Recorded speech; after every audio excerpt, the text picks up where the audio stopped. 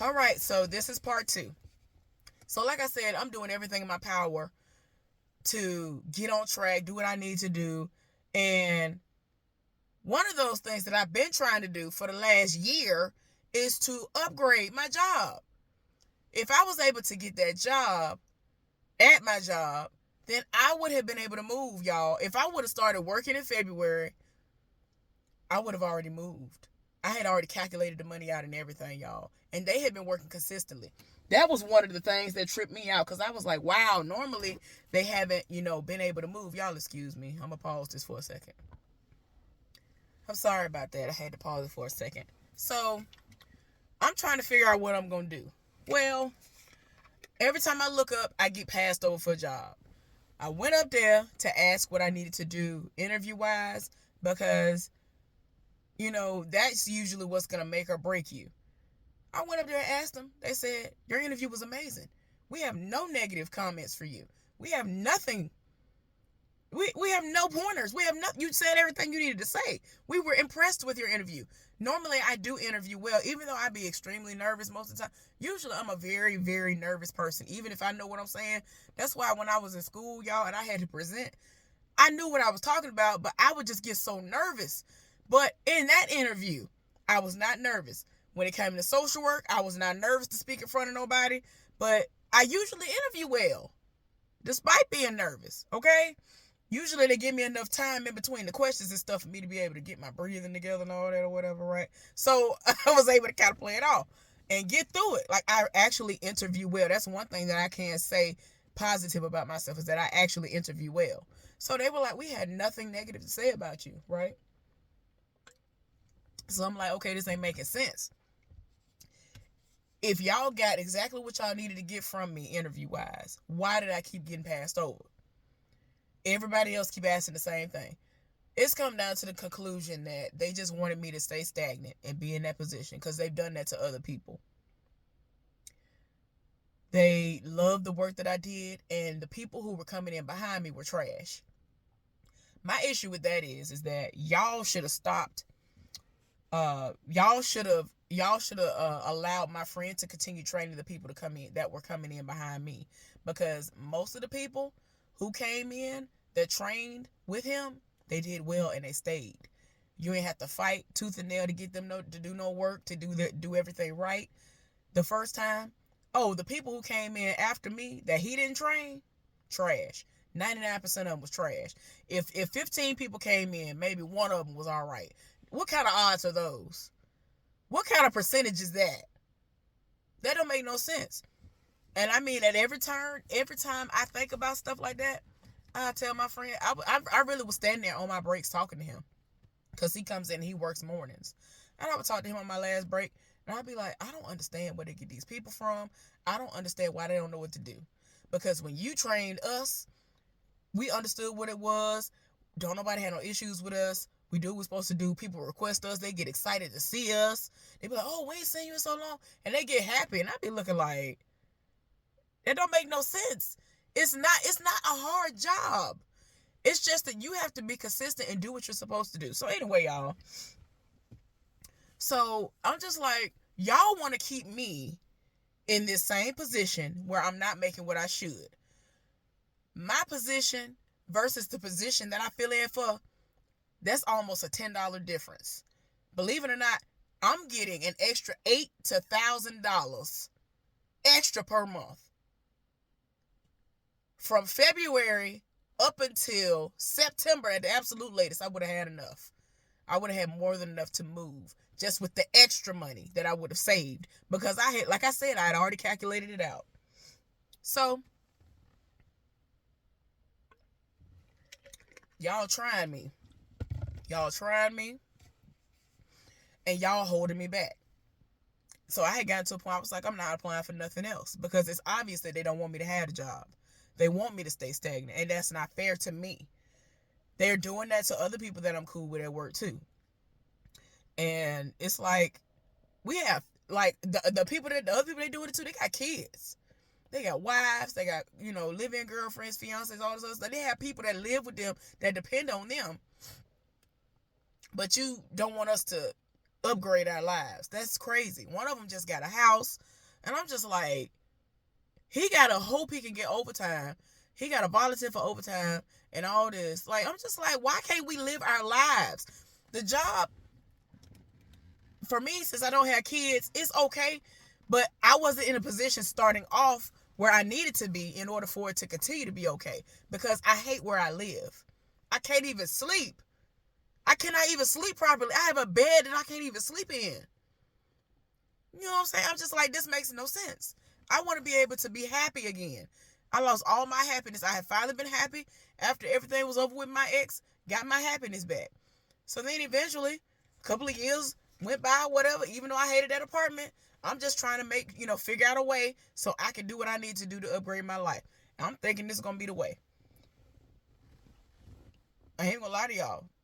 That definitely is not going to be a place that I'm going to be at forever or whatever, right? And so I'm like, I'm going to do what I'm going to do.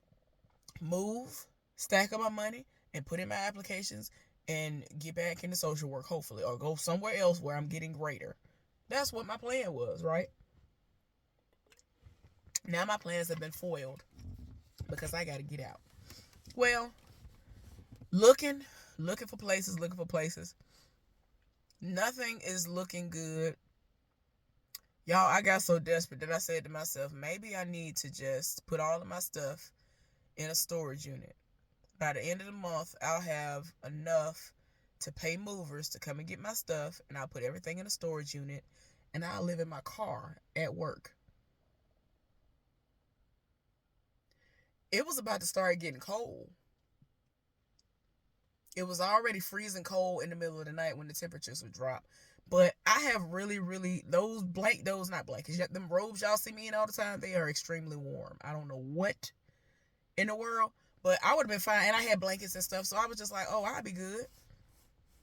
We actually have a shower at my job, everything. Just in case you want to shower before you go home, or you might have came in and you left straight from the gym, we actually have a shower. So I was going to go in there and shower every day. That was my plan. I was like, if I wasn't going to go in there because I ain't want nobody to start catching on to what I was doing and get in my business, I was going to go to Walmart or somewhere and wash up in the sink. I was willing to do whatever I was going to have to do. So in my mind, that was what my plan was going to be.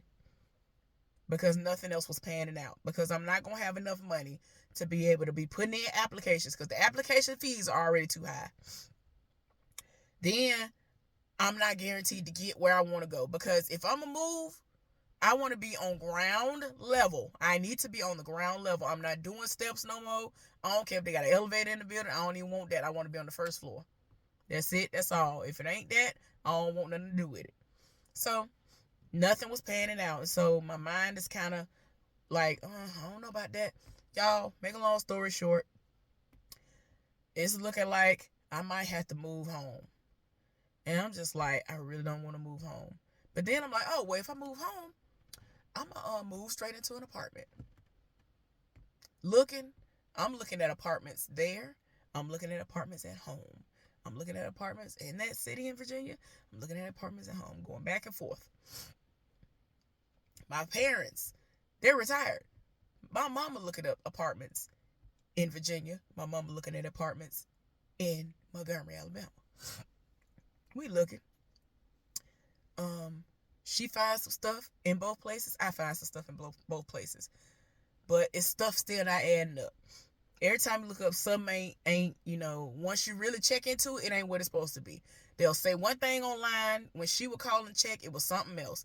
One place said they had washer dryer hookups and they didn't. When she called. Luckily she called. Because I was about to be like, oh, okay, well, I'll be able to move into there. Whatever. Foolishness. So, it just seemed like we didn't just got to a dead end. So, to make a long story short about that, y'all, this decision has been made that I'm just going to have to move back home. I'm kind of sad about it because I'm realizing I'm about to leave my friends behind. I've made some amazing friends in Virginia, and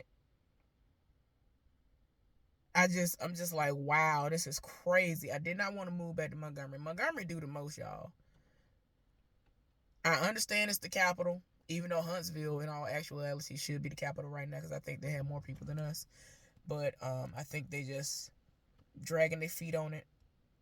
if they even plan on changing it. But my city do the most. They do the absolute most. And for me, I wanted to just come in and visit and go on about my business.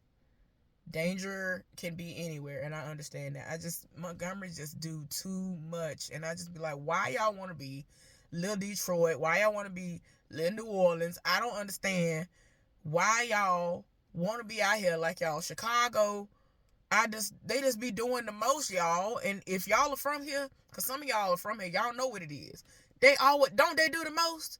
Don't they do the most when it comes to the killing around here? That's why when the Montgomery Brawl, the Montgomery Mollywop and all that stuff went down, I was shocked. I was shocked beyond belief. Because it's like, what? Y'all come together. So they lasted 1 month, and it seemed like wasn't nothing really popping off, and then they went right on back to the foolishness. So yeah, I'm just like, oh my gosh. So yeah, y'all, coming to the realization it's looking like I'm gonna have to come home. But this was the thing. Like I said, I'm trying to move straight into an apartment because I'm used to living on my own. I love having my own space. Now, initially, they were going to try to have me move in with my sister. And I keep telling them, like, I'm not finna impede upon my sister's privacy and her space. I know she loved me. I know that if she needed to, she would, accommodate me. But I don't want to do that. That's something I don't want to do. And then there's no room for me at home anymore because our bedroom is a storage area now. And, like, it's filled to the top. Like, there's no way that I could just be in a corner or something. Like, no, nothing. There's no extra room. Like, we ain't got it like that. My sister and I had to start sharing a room once my brother was born. She had her own room at first, and I been had my own room because I'm the oldest. Then when he came along, he's the only boy, so he got her room. So our room is gone. So now there's nowhere for me to go. So anyway, y'all, I'm going to have to come home, right? This is the position that everything is in now. I got to come home. And I'm trying to find a place. So now we specifically looking for places here for me. So I'm like, all right, let's look for places in Montgomery for me. Cool. Looking.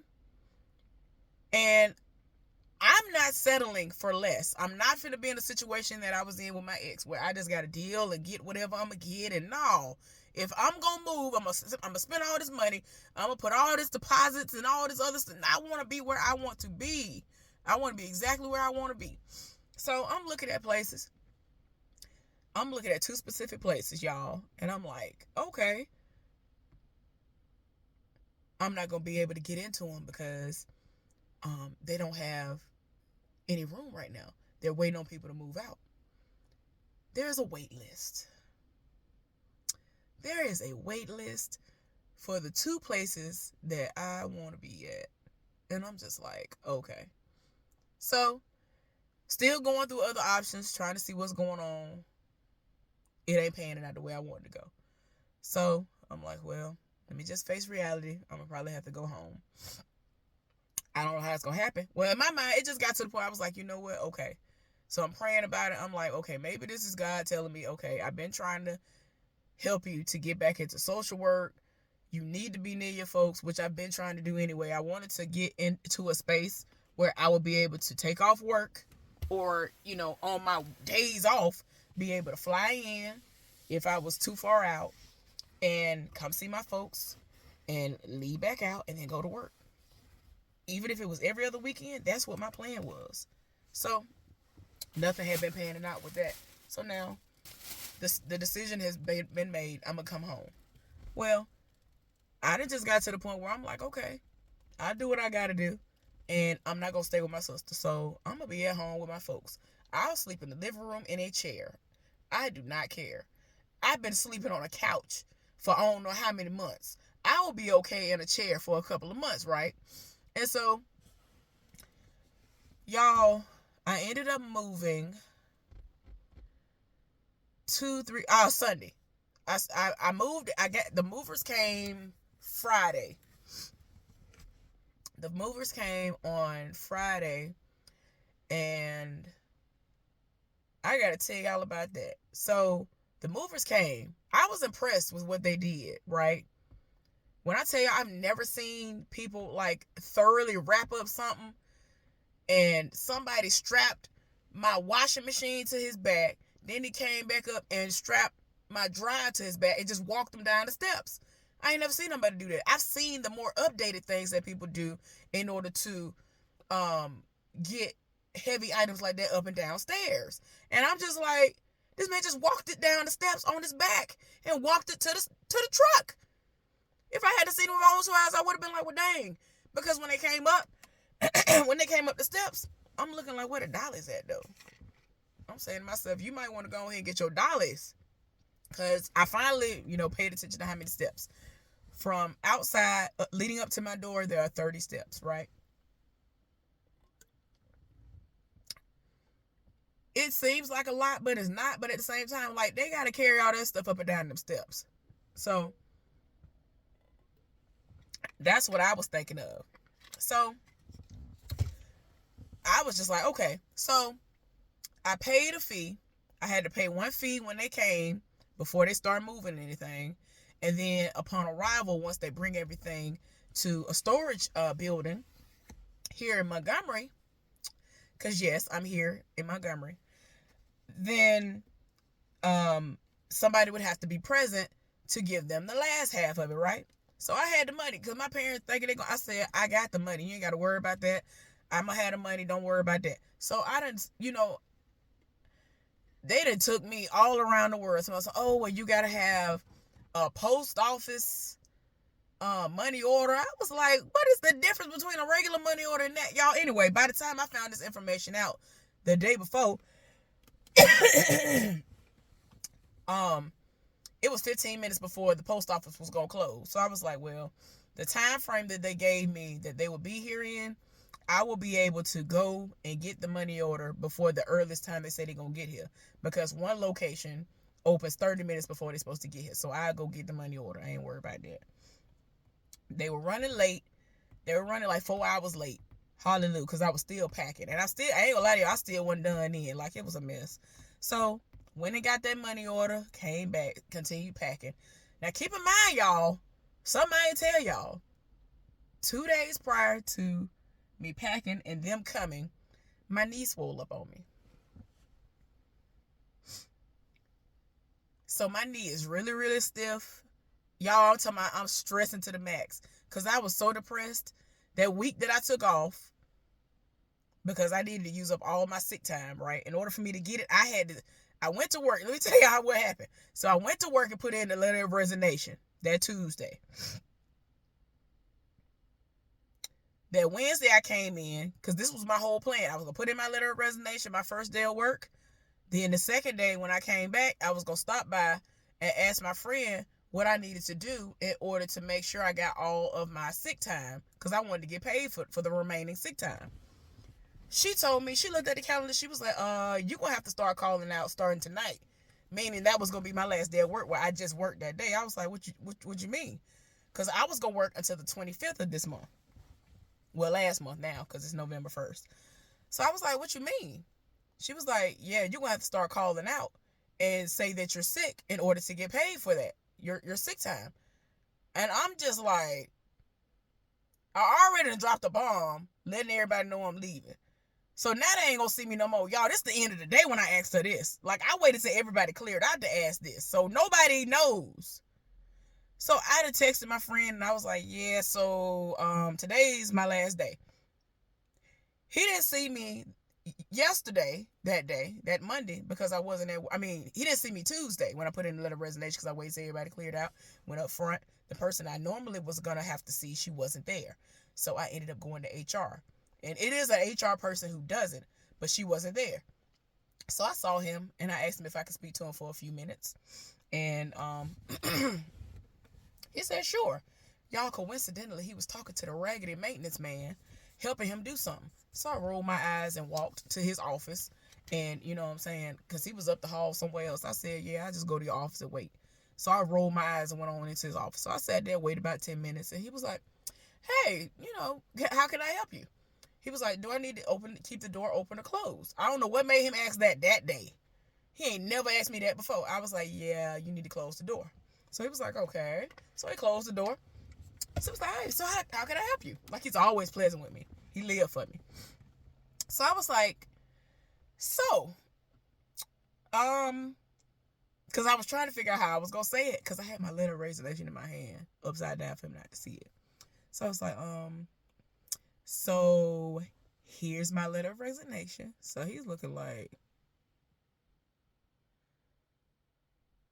and he couldn't say that at first. I was like, I am putting in my letter of resignation.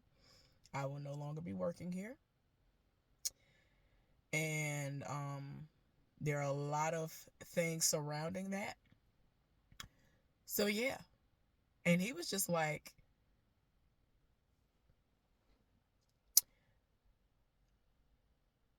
I'm not even gonna try to, like, he couldn't even gather his words, y'all. That's why I was just like, what is going on here? Because he's very, like, he's usually like on it.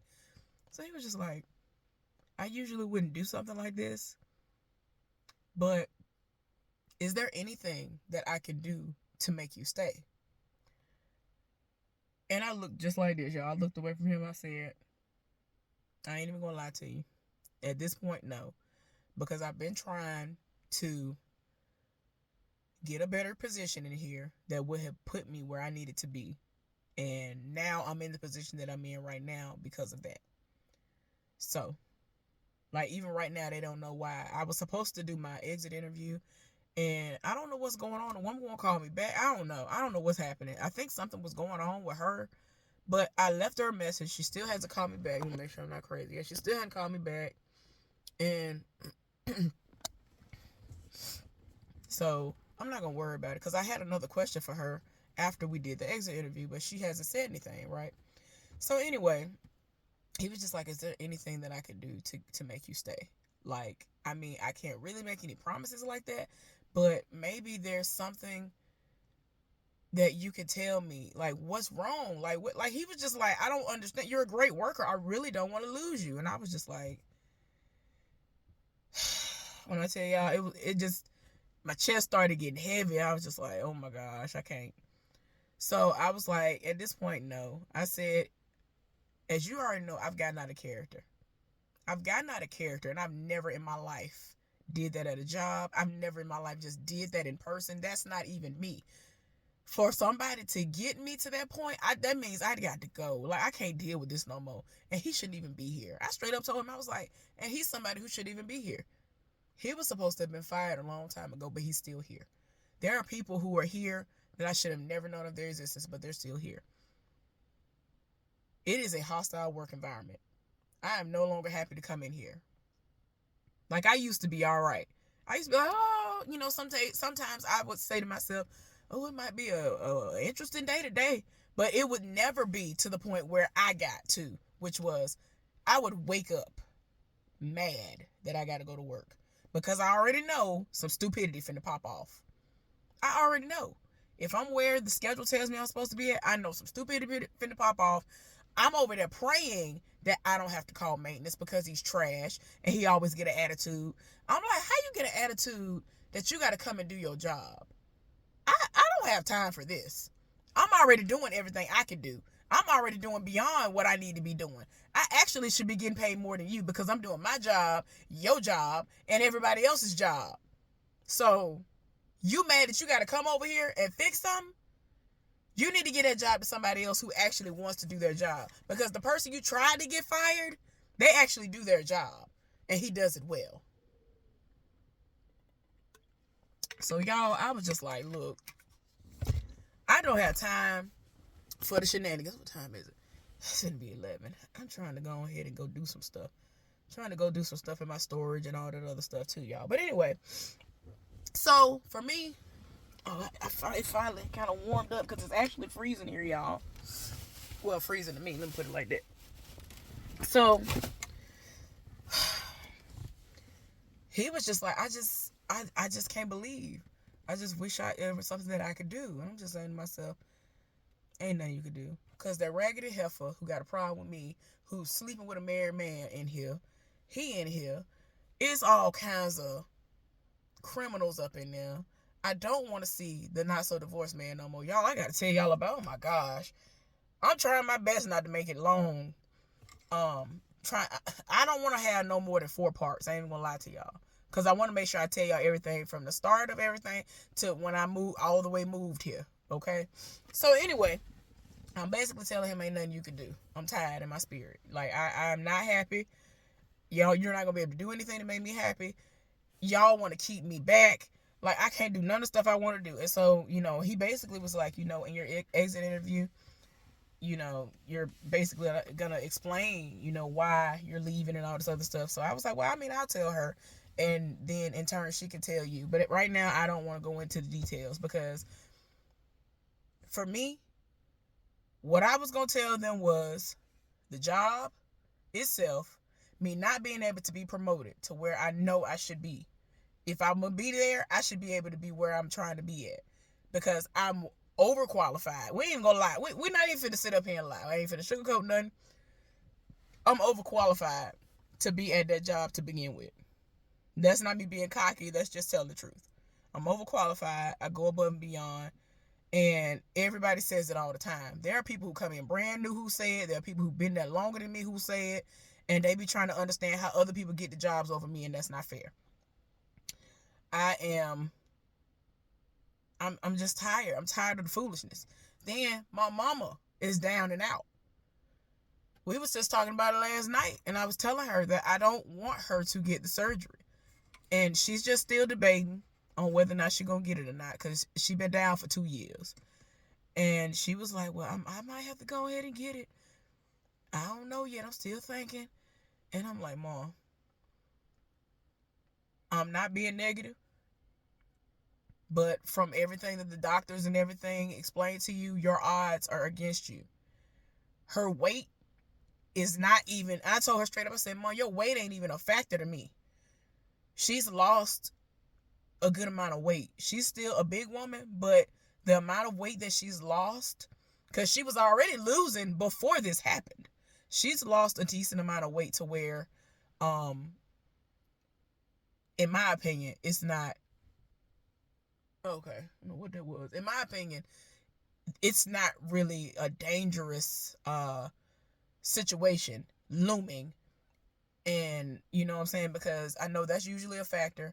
And for me, I told her the only thing that's a factor in my eyes is your age. Now, she in her late 60s, right? The older you get, you know what I'm saying? A lot of stuff, it takes a lot longer for you to heal and all that stuff. Like, she had pre-existing conditions and all that. And I'm just like, death is one of the things that can happen. One of the other things that can happen outside of her dying on the operating table or dying from complications from the surgery is that the surgery might not work at all. She might wake up and they stitch her up and they do all this, and she's still exactly where she is right now. It could be a situation where it can make it worse than what she is right now, which is like, how is that possible? But okay. Then another situation is, it's just a slight of like the smallest percentage that it could work. But she would need a whole lot of rehab. Me and my daddy told her last night, like, you're going to have to start doing the little things where you pull yourself up to make sure you get your upper body strength and all that stuff, so that if the surgery ended up working, that she would be able to be in that contraption, that's what I'm calling it, where it's helping you to walk, and you're like holding yourself up and you're, making yourself walk. Y'all, I gotta tell, oh my God, there's so much stuff going on, y'all. It's like, I feel like I ain't gonna never get to the end of the story, because I went to go see one of my friends in a hospital, nursing home yesterday. He worse off than my mom. Like, y'all, I'm gonna get there. I'm trying to stay in chronological order. I'm gonna get there. Just know I'm tired of my spirit. And my mom even said last night, she was like, I ain't even gonna complain because your friend worse off than me. When I tell y'all I'm tired, I'm tired. Like, things is going on, and it's taking a toll on my soul, on my mind, and my spirit. It just be so much. I'm tired, y'all. I'm really, really tired for real. So we started talking about that, and I'm like, that's another factor. My mama, I can't never get my normal days off. If I want to say I'm going to drive to Montgomery, spend the day in Montgomery, and come back, I want to be able to do drive-ins, drive-bys, as I like to call them. I want to fly in from time to time. You know what I'm saying? At least once every 3 months. If I can't get away, I want to be able to at least once every 3 months fly in to see my folks. and I can't do that. I'm going to be back in a minute for part 3. And like I said, hopefully there will only be 4, okay?